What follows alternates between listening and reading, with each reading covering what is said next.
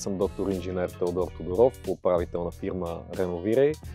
Днес сме на една еднофамилна къща, която е с допълнително изградено стълбище, като проблемът е много класически. То не е фундирано на достатъчно голяма дълбочина и започва да слиза надолу и да се движи хоризонтално. Това, което сме приели като решение е инжектиране по целия периметър на стълбището и забиване на, в случая, арматурни железа 22 номер, които играят ролята на микропилоти. В последствие, ако не сме решили на 100% проблема с инжектиране и забиване на микропилотите, сме оставили опция към тези микропилоти да прикрепиме и металната конструкция на стълбището. В момента това не се вижда, но едно доста леко стълбище, изградено от метална рамка и термопанели.